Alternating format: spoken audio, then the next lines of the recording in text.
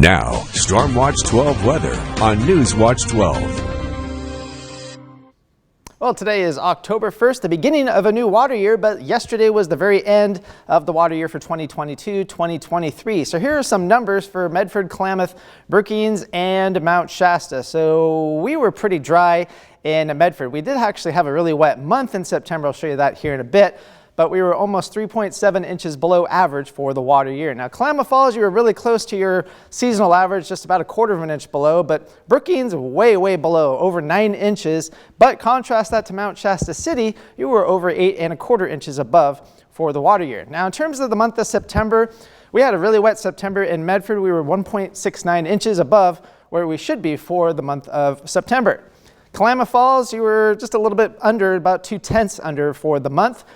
Wairika, you were just about at average, but Mount Shasta City, again, you pretty much doubled your average for the month of September. Now, in terms of what's going to happen for October, since this is the first, you can see temperatures go all the way down to the low 60s for highs by the time we get to Halloween. And lows go from the mid to upper 40s to the upper 30s. So plan for those colder temperatures to continue. High temperatures for today, it was 56 in Lakeview, 69 for both Montague and Wairika, a degree cooler out in Brookings. The area of low pressure that gave us some of the rain the last couple of days is now centered over Idaho, pushing off towards the east. Here's the leading edge of our next system, and that is going to be moving into the northwest here in the next couple of days. But we do have high pressure farther out west. That is going to change our weather yet again. But as we go forward tonight, we'll see increasing high clouds late during the nighttime hours, but mostly occurring during the day tomorrow. And then we'll start seeing some bands of showers into the afternoon, mainly starting off in the northwestern part of our area, eventually making it east the Cascades once we get about, say, 2 or 3 o'clock in the afternoon. And we'll have these bands of showers moving through from the northwest towards the south and the east as we go through the day. We'll have another ramp up as we go into the overnight hours, and then by the time we get past, say, midnight, things should really start to quiet down. Now, in terms of rainfall amounts, we're not expecting a whole lot. However, if you do get a band of persistent rain, you could easily pick up 1/10 of an inch, but for most of us, we should pick up less than that overall.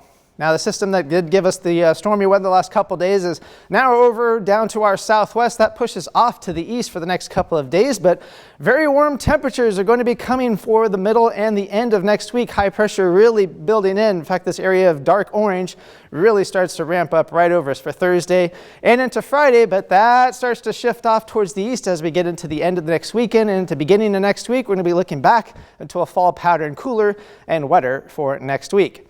Tonight's temperatures 44 for Medford, 42 for Wairika, 50s along the Oregon coast, though a degree above freezing out in Lakeview at 33 degrees. For tomorrow, we'll see clouds on the increase, chance of showers developing into the afternoon. Temperatures a little cooler than what we saw today, but not really a whole much difference. 69 is forecast high for Medford, 66 in Grants Pass, 58 out in Klamath Falls. So here's your 7-day forecast. Temperatures will stay into the 60s through Tuesday and then warming up into the 70s by the time we get towards Wednesday. That should be the warmest day of the week.